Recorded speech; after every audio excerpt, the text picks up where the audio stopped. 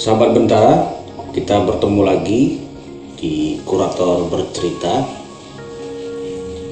Hari ini saya akan membahas satu koleksi istimewa dari Bentara Budaya yang berjudul Istri dan berangkat tahun 1970, karya dari pelukis bernama Sundibyo. Nah, tidak banyak yang bisa kita dapatkan ya informasi-informasi mengenai pelukis yang satu ini. Padahal Sundibyo menurut catatan yang berhasil kita kumpulkan adalah salah satu maestro yang sangat penting dalam peta seni rupa di tanah air. Pelukis ini diketahui lahir di Madiun pada tahun 1912. Bahkan ada catatan lain yang menyebut Sundibyo lahir pada tahun 1913. Seorang peneliti barat yaitu Claire Hort itu banyak diketahui meneliti tentang Sundibyo. Dan beberapa catatan itu menyebutkan bahwa Sundibyo sebenarnya salah satu pelukis yang cukup misterius ya.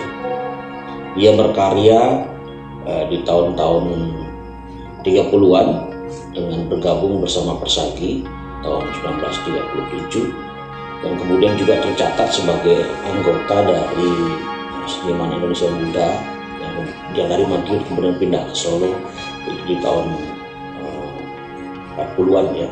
Nah, ada beberapa catatan penting yang menandai perjalanan hidup Sundibyo yang membuatnya menjadi terkesan sangat misterius.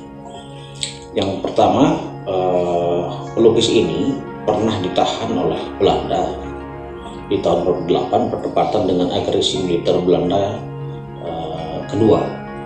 Jadi dalam catatan disebutkan bahwa Sundibyo sebenarnya akan berangkat dari Indonesia sebagai salah satu orang yang mewakili Indonesia dalam misi kesenian ke India. Tetapi ketika dia akan berangkat dari Indonesia menuju Singapura sebelum ke India, rupanya tentara Belanda sudah melakukan agresi militer, maka keberangkatan itu dibatalkan. Sundibyo kemudian ditahan oleh Belanda di Yogyakarta. Dia diminta melapor ke Yogyakarta.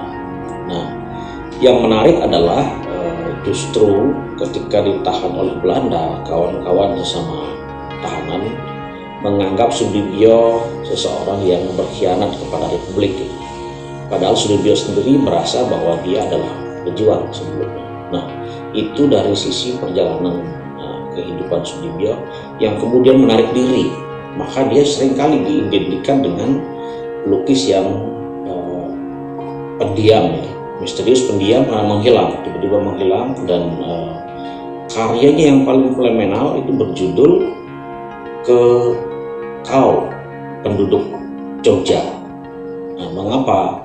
Karena karya ini tidak hanya dalam ukuran secara bentuk besar ya, tetapi juga secara judul ini sungguh misterius ya. Kata kekau itu tidak menunjukkan sebuah diksi yang rada aneh di masa itu. Belum kalau kita melihat isinya. Lukisan ini memperlihatkan seorang tawanan diikat tangannya ke belakang dan kakinya juga diikat. Lalu di antara tawanan ini terdapat orang-orang yang seperti mencibirnya.